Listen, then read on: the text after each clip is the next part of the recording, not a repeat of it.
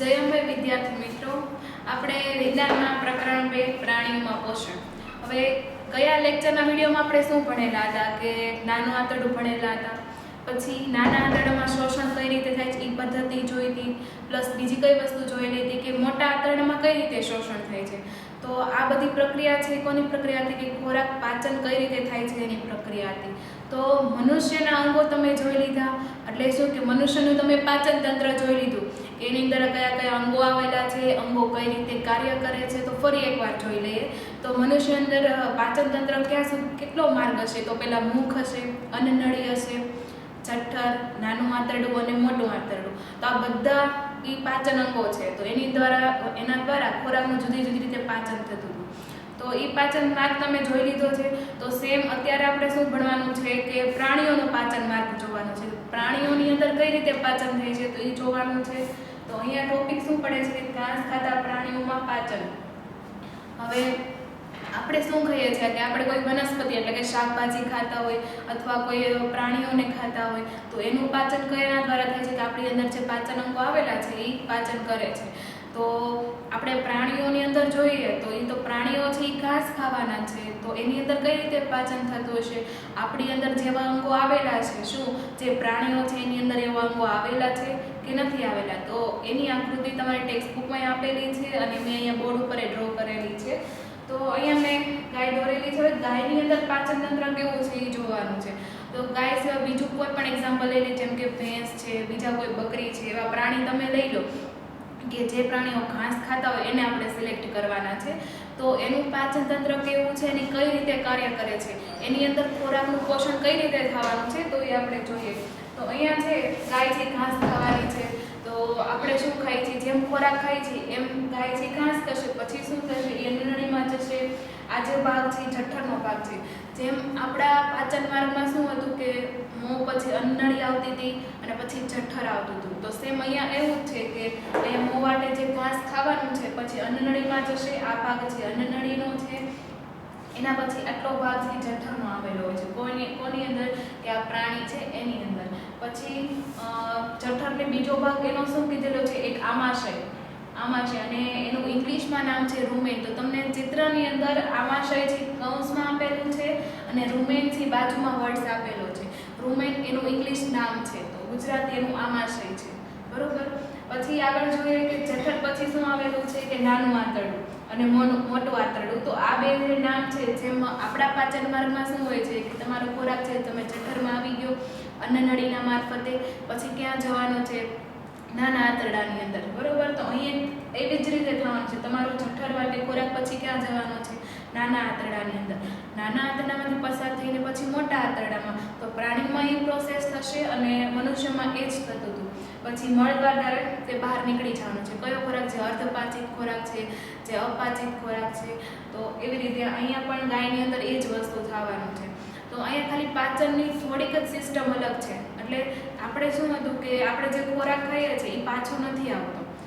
આ જે ઘાસ ખાતા પ્રાણીઓ છે એ ખોરાક એનો પાછો આવે છે. કઈ રીતે? કે તે ઘાસ હોય અથવા કોઈ વનસ્પતિના પાંદડા છે એ ખાય છે. ખાય પછી અમુક ખાય છે એટલે એનું મને શું હોય નહીં, તમે ખાલી ચાવવાની થોડીક જ ક્રિયા કરે, અડધો ચાવે અને ડાયરેક્ટ ગળી જાય છે. ગળી પછી ખોરાક ક્યાં આવવાનો છે? જઠરમાં. કઈ રીતે? કે ગાય છે એ ઘાસ ખાવાની છે, તો ઘાસ ખાઈ લીધું એટલે પૂરેપૂરું ચાવવાની ક્રિયા નહીં કરે. અમુક ઘાસ છે ડાયરેક્ટ ગળી જશે અથવા ખાલી થોડુંક ચાવીને સીધું અન્નનળીના મારફતે જઠર સુધી પહોંચી જશે. પછી શું કરશે કે ખોરાક છે જે જઠરમાં એ ખોરાક પહોંચી ગયો છે, ખોરાક એટલે એને જે ઘાસ ખાધું છે તે એ ફરીવાર પાછું બહાર આવશે. બહાર એટલે ક્યાં આવવાનું છે કે એ મુખની અંદર આવશે. મુખની અંદર આવશે અને પછી ચાવવાની ક્રિયા થશે. એટલે શું કે આ વસ્તુ તમે ક્યાં જોઈ લેશે? તમે જો ગામડાના હશો અથવા તમારે કોઈ એવું ગામ હશે તો ત્યાં તમે બળદ રાખેલા હોય, ભેંસ રાખે અથવા બકરી રાખે, તો એને તમે નીણ આપો છો અથવા તમે એવું કોઈ ઘાસ આપો છો તો એ શું કરશે? તમારી સામે તો ખાઈ લેવાનું છે.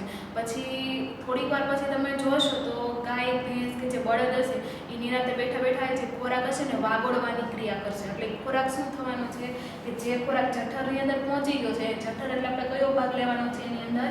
આમાશય. તો જેમ આપણા શરીરની અંદર જઠર કાર્ય કરે છે તો સેમ પ્રાણીઓની અંદર જે આમાશય નામનો ભાગ છે એ પણ એવું જ કામ કરે છે કે જે પાચન કરવાનું. પણ અહીંયા શું થશે કે તમે જે પ્રાણીએ ખોરાક ખાધેલો છે, જે ઘાસ છે, એ તો આમાશયમાં આવી ગયું, પછી ફરીથી બહાર આવશે. બહાર કઈ જગ્યાએ કે મોંમાં આવશે, બરોબર. એ ઘાસ મોંમાં આવશે, પછી એની વાગોળવાની ક્રિયા કરશે, એટલે અડધી કલાક, 1 કલાક, 1.5 કલાક જેવું વાગોળશે, અને પછી વાગોળવા એટલે શું, ત્યાં ચાવવાની ક્રિયા થશે, અને ધીમે ધીમે ખોરાક છે નાના નાના ટુકડાઓમાં વિભાજિત થાય. પછી ફરીવાર જઠરમાં જશે, અને પછી નાના આંતરડામાં, મોટા આંતરડામાં, અને પછી મળદ્વાર દ્વારા બહાર નીકળી જવાનું છે.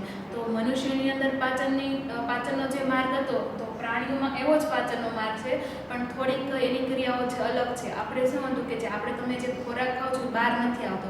તમે એકવાર મુખ દ્વારા ખોરાક લઈ લીધો છે એટલે સીધું એ પાચન માર્ગ દ્વારા આગળ જ વધવાનું છે. પણ પ્રાણીઓની અંદર એવું નથી થતું. પ્રાણીઓ ખોરાક લે છે અને ફરીવાર પાછો મુખ દ્વારા બહાર આવે છે. તો એની આપણે ક્રિયાઓ જોઈએ કે કઈ રીતે થાય છે. આકૃતિ દોરેલી છે માત્ર જાણકારી માટે છે, એટલે તમારે દોરવાની જરૂર નથી બુકની અંદર, ખાલી સમજવા માટે છે. તો આપણે ઘાસ ખાતા પ્રાણીઓ વિશે જોઈ લઈએ. અહીંયા ઘાસ ખાતા પ્રાણીઓમાં કોનું ઉદાહરણ છે? તમે ગાય, ભેંસ અથવા બકરી લઈ શકો, બરોબર. પછી શું કીધું છે કે તેઓ ખૂબ જ ઝડપથી ઘાસ ગળી જાય છે. અમુક પ્રાણીઓ ગળી જાય અથવા શું થોડોક ચાવીને ડાયરેક્ટ અન્નનળીમાં પહોંચાડી દે છે. જે આકૃતિ છે તમારે સાથે ખુલ્લી જ રાખવાની છે. ટેક્સ્ટ બુકમાં આકૃતિ આપેલી છે, અથવા જે મેં બોર્ડ ઉપર આકૃતિ દોરેલી થોડી તમારે યાદ રાખવાની, જેથી કરીને એનો પાચન માર્ગ તમને સારી રીતે યાદ રહે. તો અહીંયા ઝડપથી ઘાસ ગળી જાય છે. પછી શું લખેલું છે કે આમાશય નામના જઠરમાં અમુક ભાગમાં તે સંગ્રહે છે. આમાશય એટલે અન્નનળી પછીનો ભાગ કયો છે? જઠરનો ભાગ છે. જે જઠરનો ભાગ છે એની અંદર નાનો આમાશય નામનો ભાગ છે. તો તમારી આકૃતિમાં ફરીવાર કહી દઉં છું કે આમાશય કૌંસમાં લખેલું છે, અને રૂમેન એટલે એનો ઇંગ્લિશ વર્ડ છે, ઇંગ્લિશમાં નામ લખેલું છે, એટલે તમારે ખાલી અહીં આમાશય જ નામ યાદ રાખવાનું છે. તો આમાશય નામનો જે ભાગ છે ત્યાં ખોરાક જવાનો છે, બરોબર. પછી શું લખેલું છે અહીં? ખોરાક અર્ધપાચિત હોય છે. અર્ધપાચિત એટલે શું કે થોડોક છે પાચન થઈ ગયો છે, એટલે તેના દ્વારા જેમ આપણે ખોરાક કઈ રીતે ખાતા હોય કે મુખ દ્વારા તમે ખોરાક ખાધો હોય તો એમાં લાળ ગ્રંથિ આવેલી હોય, તો એમાં લાળ રસ થોડોક પડશે, એટલે જે જટિલ પદાર્થ હશે ધીમે ધીમે સરળમાં રૂપાંતર પામી જાય છે. તો અહીંયા પણ એવું જ હોય છે. પ્રાણીઓ અંદર એના ખોરાક જે ચાવવાની ક્રિયા કરતો હોય, ગળવાની ક્રિયા કરતો હોય, તો સાથે લાળ પણ પડતી હોય છે. તો થોડાક ત્યાં પાચન થઈ જતો હોય, તો એને શું કહેવાય? તેવો ખોરાક છે કયો કહેવાય? અર્ધપાચિત ખોરાક કહેવાય છે. તો જે આ અર્ધપાચિત ખોરાક છે, બરોબર. હવે અર્ધપાચિત ખોરાકને શું કહેવાય? વાગોળ કહેવાય છે.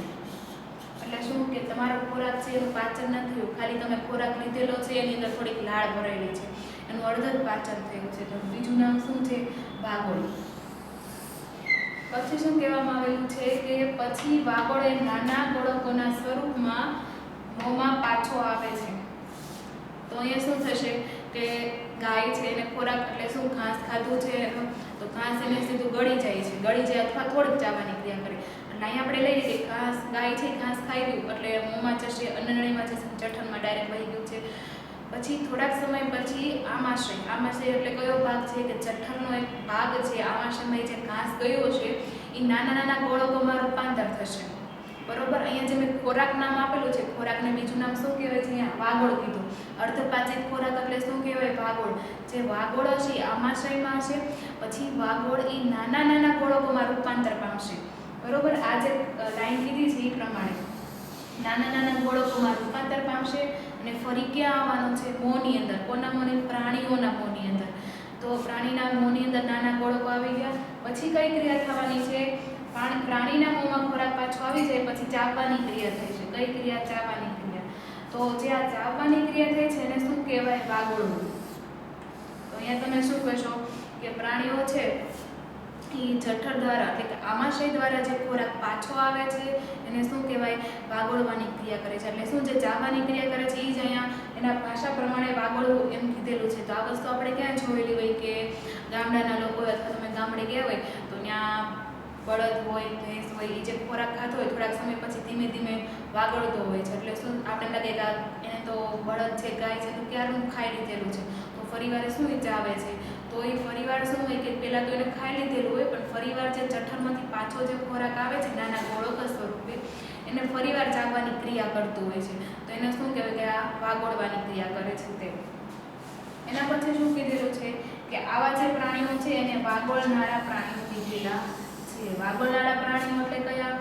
કે જે ઘાસ ખાતા હોય તે પ્રાણીઓ. ઘાસ ખાતા એટલે કયા પ્રાણીઓ મેં કીધેલા હતા કે ગાય છે, ભેંસ છે, બકરી છે, ટૂંકમાં જે લોકો ઘાસ ખાય છે એ બધા પ્રાણીઓની અંદર આવું પાચન તંત્ર આવેલું છે. જે મેં દોરેલું છે એ ટાઈપનું પાચન તંત્ર હોય તો એની અંદર આમાશયની હાજરી હશે. જે લોકો ઘાસ ખાતા હશે એની અંદર જ વાગોળવાની ક્રિયા થશે.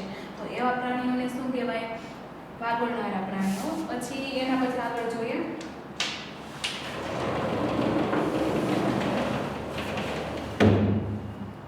હવે એના પછી એમ કીધું છે ઘાસ એ સેલ્યુલોઝથી ભરપૂર કાર્બોદિત છે. તો કાર્બોદિત, હવે કાર્બોદિત શબ્દ છે તમારે ઘણી વાર આવી ગયેલો છે. કાર્બોદિત એટલે શું થાય કે એક જટિલ પદાર્થ છે. તમને આગળ ઘણીવાર સમીકરણ દ્વારા મેં સમજાવેલું છે. કાર્બોદિત છે જટિલ પદાર્થ છે. તો અહીંયા કાર્બોદિત કોને કીધું છે? સેલ્યુલોઝને. કાર્બોદિત કેવું છે? ઉદાહરણ સેલ્યુલોઝ. હવે બીજું ઉદાહરણ આપણે ક્યાં જોયેલું હતું? પ્રકરણ 1 ની અંદર. પ્રકરણ 1 ની અંદર આપણે શું જોયેલું હતું કે કાર્બોદિત સ્ટાર્ચ. બરોબર? પહેલું ઉદાહરણ તો આ થયું સેલ્યુલોઝ, બીજું છે સ્ટાર્ચ. તો અત્યાર સુધીમાં તમને 2 ઉદાહરણ ખબર પડી ગયા. કોના? કાર્બોદિતના. કાર્બોદિત છે એક સેલ્યુલોઝ એનું ઉદાહરણ છે અને બીજું સ્ટાર્ચ ઉદાહરણ છે. તો સ્ટાર્ચ ક્યાં બનતું હતું?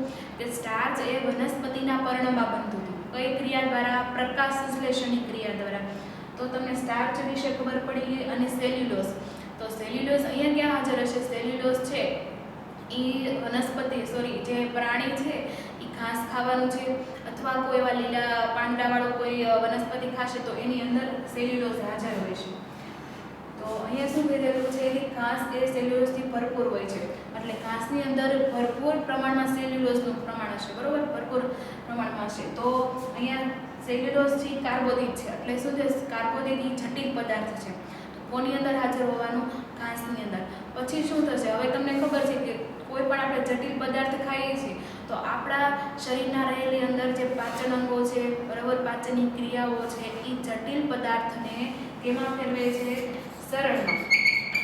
તો એ ક્યાં પ્રક્રિયા થવાની છે? આપણા પાચન માર્ગની અંદર પ્રક્રિયા થવાની છે. તો જે પ્રાણી છે એ ઘાસ ખાય છે તો એ તો જટિલ જ થયું. જટિલ કઈ રીતે? કારણ કે સેલ્યુલોઝ છે તો એ જટિલ પદાર્થ થયો. તો એને પણ રૂપાંતર પામવું પડશે. તો એ પાચન અંગો દ્વારા રૂપાંતર પામશે. ધીમે ધીમે સરળમાં થઈ જશે રૂપાંતર. તો અહીંયા શું કીધું છે? મનુષ્ય સહિત ઘણા પ્રાણીઓ છે સેલ્યુલોઝનું પાચન કરી શકતા નથી. હવે આ વસ્તુ તમારા લાઈન યાદ રાખવાની છે. તો તમને એટલો ખ્યાલ આવી છે કે પ્રાણીઓ છે એ તો સેલ્યુલોઝનું પાચન કરી દે છે પણ મનુષ્યની અંદર સેલ્યુલોઝનું પાચન નથી થતું. એટલે શું કે આપણે ઘાસ ખાવી છે, આપણે નીડ ખાઈ છે. હવે તમે જે ગાય હોય, ભેંસ હોય અથવા બળદ હોય એને તમે જે નીડ નાખો છો, જે ઝાર નાખો છો એ તો ખાઈ જાય છે. એ વસ્તુ આપણે નથી ખાતા કારણ કે આપણી અંદર સેલ્યુલોઝનું પાચન નથી થતું. તો અહીંયા જે લાઈન કીધી છે એ સાચી પડી જાય છે. હવે મનુષ્ય સહિત બીજા તો એવા પ્રાણીઓ છે. આપણે વિચાર કરીએ કે નાના એવા પ્રાણીઓ છે જેમ કે મચ્છર છે, ઈયળ છે, તો એ બધા કાંઈ નીડ, ઝાર કે આપણે ઘાસ એ નથી ખાતા કારણ કે એની અંદર પાચન ન થતું હોય. તો તમને એમ વિચાર આવે કે એનો જે પ્રાણીઓ છે એનો પાચન માર્ગ અને આપણો પાચન માર્ગ એ બંને સેમ જ છે. તો કેમ એની અંદર સેલ્યુલોઝનું પાચન થાય છે ને આપણી અંદર સેલ્યુલોઝનું પાચન નથી? તો તમને એ પણ પ્રશ્ન થવો જોઈએ. બીજો પ્રશ્ન શું કે કાર્બોદિત છે એ જટિલ પદાર્થ છે, બરોબર, અને કાર્બોદિત સ્વરૂપે સ્ટાર્ચ હોય તો એનું વિઘટન આપણા શરીરની અંદર થઈ જાય છે. તો જે અહીંયા સેલ્યુલોઝ આપેલો છે તો એ કાર્બોદિત પદાર્થ જ છે, બરોબર, એ કાર્બોદિત પદાર્થ છે અને સેલ્યુલોઝ એ જટિલ પદાર્થ છે. તો એનું પાચન આપણા શરીરની અંદર કેમ નથી થતું? સેલ્યુલોઝની એવી રીતે કઈ રચના હશે કે તો પ્રાણીઓની અંદર જ પાચન થાય છે ને આપણી અંદર પાચન નથી થતી? આ પણ ક્વેશ્ચન થવો જોઈએ. બીજો ક્વેશ્ચન એમ તમને થાય કે આપણે ધારો કે ઘાસ નથી ખાતા પણ ક્યારેક આપણે કોઈ ભાજી ખાતા હોય જેમ કે પાલકની ભાજી છે, મેથીની ભાજી, તો એ તો વનસ્પતિ જ થઈ, એ તો પાંદડા થાય, એને તો આપણે ખાઈ લઈએ છીએ. તો શું આપણી અંદર એનું પાચન થતું હશે? તો ઘણા બધા ક્વેશ્ચન છે તો એ આપણે જોઈએ. તો આગળ પછી જોઈશું. અહીંયા આપણે પછી શું કીધેલું છે કે વાગોળનારા પ્રાણી પાસે નાના અને મોટા આંતરડા વચ્ચે કોથળી જેવી રચના આવેલી હોય છે. એટલે તમારે આકૃતિમાં જોવાનું કે તમે ટેક્સ્ટબુકમાં આકૃતિ દોરેલી છે એમાં નાનું આંતરડું લખેલું હશે અને મોટું આંતરડું હશે.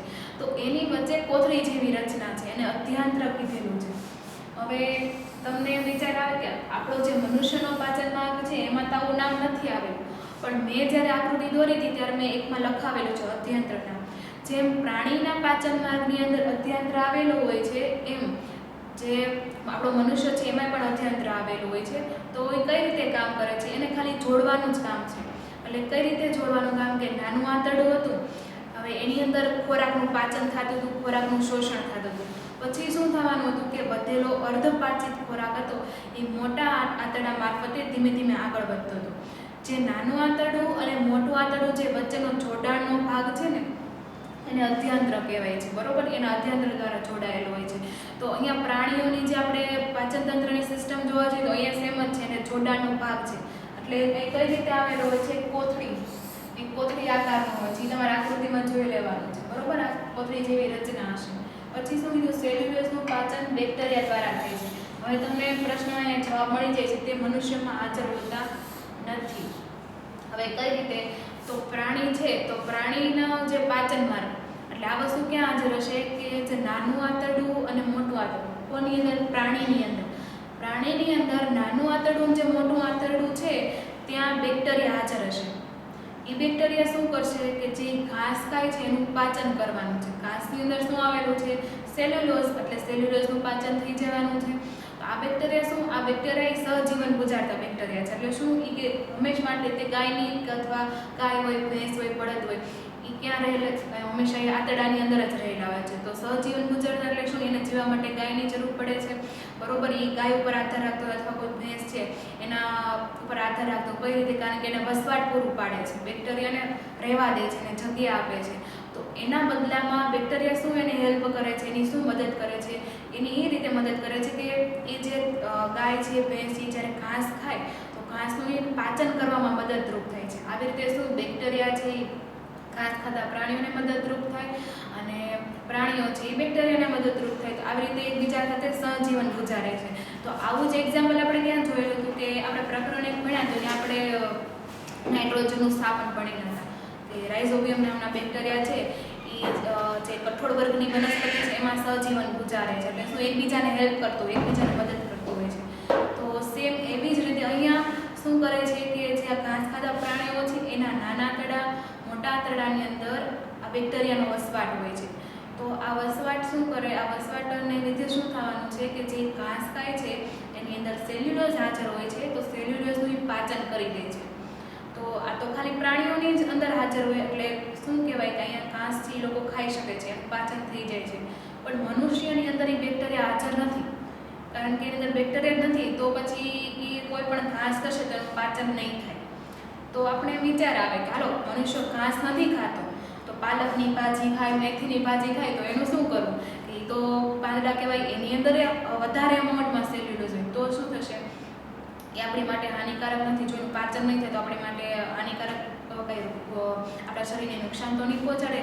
તો એનો જવાબ છે નહીં. આપણા શરીરમાં કંઈ નહીં, કે તમે મેથીની ભાજી ખાઓ, પાલકની ભાજી ખાઓ, એની અંદર સેલ્યુલોઝ વધારે પ્રમાણમાં હોય, પણ એનું પાચન ન થાય, એ ડાયરેક્ટ મળદ્વાર દ્વારા ડાયરેક્ટ બહાર જ નીકળી જાય. ઘણી એવી વસ્તુ છે કે એની અંદર સેલ્યુલોઝ હોય, પણ આપણી અંદર બેક્ટેરિયાની હાજરી નથી, બરોબર. એ બેક્ટેરિયા જે જરૂરી હોવા જોઈએ ખાલી પ્રાણીની અંદર જ છે, મનુષ્યમાં એ હાજર નથી. તો અહીંયા સેલ્યુલોઝનું પાચન નહીં થાય.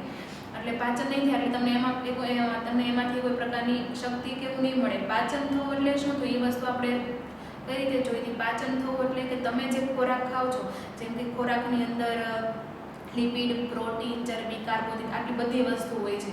તો એનું પાચન થાય તો શું થાય, તે જટિલ સ્વરૂપમાંથી નાના નાના સ્વરૂપમાં રૂપાંતર થઈ જાય. એટલે શું, સરળ સ્વરૂપમાં રૂપાંતર થઈ જાય અને પછી આપણે એમાંથી શક્તિ મળતી હતી. તો આ જે શક્તિ મળવાની જે પ્રક્રિયા છે એ મેં ગયા લેક્ચરના વિડીયોમાં તમને કીધેલી હતી, કઈ રીતે આપણને શક્તિ મળે છે. જેમ જેમ એ નાના સ્વરૂપમાં રૂપાંતર પામતું હોય એટલે આપણે શું કહેવાય કે અહીંયા તમારું પાચન થઈ ગયું છે. અહીંયા આપણે મનુષ્યની અંદર પાચન ક્યાં જોવા મળતું હતું, કે તમને નાનું આંતરડું હતું ત્યાં તમને પાચન જોવા મળતું હતું, ત્યાં સંપૂર્ણપણે પાચન થઈ જતું હતું અને પછી વધારાનો ખોરાક એ મોટા આંતરડા દ્વારા મળદ્વારમાં બહાર નીકળી જતો હતો. તો અહીંયા છે આપણે મનુષ્યનું ઉદાહરણ જોવા જઈએ કે તમે પાલકની ભાજી ખાઓ, મેથીની ભાજી ખાઓ, તો અહીંયા પાલકની ભાજી અને મેથીની ભાજીની અંદર સેલ્યુલોઝ વધારે પ્રમાણમાં છે. એ વનસ્પતિ જ છે, એક પ્રકારનું ખાસ જ તમે સમજી લો.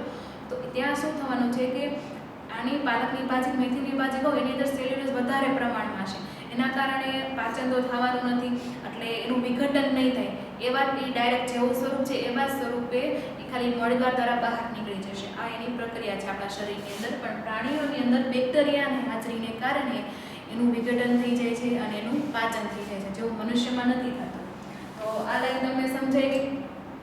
હવે અહીંયા તમારો ટોપિક પૂરો થઈ જાય છે. અહીંયા તમને ખાલી એટલી વસ્તુ ખબર પડી ગઈ કે મનુષ્યની અંદર પાચન માર્ગ તમે કેવો હોય છે અને પ્રાણીઓમાં પાચન માર્ગ કેવો છે. તમને એમ થાય બીજા એવા ઘણા પ્રાણીઓ છે, જેમ કે એક કોષીય પ્રાણીઓ છે, બીજા ઉદાહરણ જોવા જઈએ તો સૂક્ષ્મ જીવો છે, તો એની અંદર આટલા બધા અંગો હશે. તો એ અંગો ન હોય તો એ કઈ રીતે પાચન કરતા હશે, કઈ રીતે ખોરાક લેતા હશે. આપણે જેવું મુખ હોય, જેમ કે પ્રાણીઓમાં મુખ છે, આપણે મનુષ્ય છે, આપણે કેવું મુખ છે, બધાનું અલગ અલગ હશે. તો સૂક્ષ્મ જીવોનું કેવું મુખ હશે. તો એનું એક જ ઉદાહરણ તમને એક અમીબાનું ઉદાહરણ આપેલું છે. એ આપણે પછીના ટોપિકમાં ભણવાનું છે. તો અહીંયા તમારું મનુષ્યનું પાચન તંત્ર અને જે ઘાસ ખાતા પ્રાણીઓ છે એનું પાચન તંત્ર જે વિભાગ છે એ પૂરો થઈ જાય છે. હવે ગયા લેક્ચરના વિડીયોમાં તમને ખાલી મેં એક વાંચવાનું કીધેલું હતું કે ઝાડા કે કૌંસમાં લખ્યું છે ડાયરિયા, આપણે કઈ રીતે થાય છે, શું ધ્યાન રાખવું જોઈએ, તમને વાંચવાનું કીધેલું હતું. તો કદાચ તમે વાંચી નાખેલું છે. જો ન વાંચ્યું તો તમારે ખાલી એકવાર વાંચી લેવાનું છે કે તમે આ વસ્તુ ક્યારે થાય. આપણે ખાલી તમને ઇન્ફોર્મેશન આપી દો કે જ્યારે તમે એવો અનિચ્છનીય ખોરાક ખાધો, જેમ કે ખરાબ ખોરાક ખાધો હોય, વાસી ખોરાક ખાધો હોય, ત્યારે તમને ઝાડા ઉલટી થઈ જાય છે. તો એની અંદર પાણીનું પ્રમાણ વધારે હશે, ક્ષારનું પ્રમાણ વધારે હશે. તો ઝાડા ઉલટી થાય તો આપણા શરીરની અંદર શું થઈ જાય છે, હાઇડ્રેશન થઈ જાય છે. એટલે શું કે પાણી દૂર થઈ જાય છે, વધારે પ્રમાણમાં પાણીની કમી જણાય છે. તો આપણે ડૉક્ટર પાસે જઈએ તો ડૉક્ટર શું કહે, આપણે એક ટેબ્લેટ આપી દે અને બીજું તમને એમ કે તમે શરબત પીવો, એટલે શું ખાંડનું પાણી પીવો કે મીઠાનું પાણી પીવો, જેથી તમારા શરીરમાં નબળાઈ ન આવે, તમને ચક્કર ન આવે. તો આપણે શું કરવું જોઈએ કે જ્યારે તમે કદાચ આવું થઈ જાય તો તમારે પાણી પીવાનું જોર વધારે રાખવું જોઈએ. એનાથી શું થવાનું છે, કેમ પાણી પીવાનું કહે છે, તો એનું કારણ એ છે કે તમને રિહાઇડ્રેશન થઈ જાય. તમારે એ ચોપડીમાં એમ લખેલું છે છેલ્લે કે રિહાઇડ્રેશન.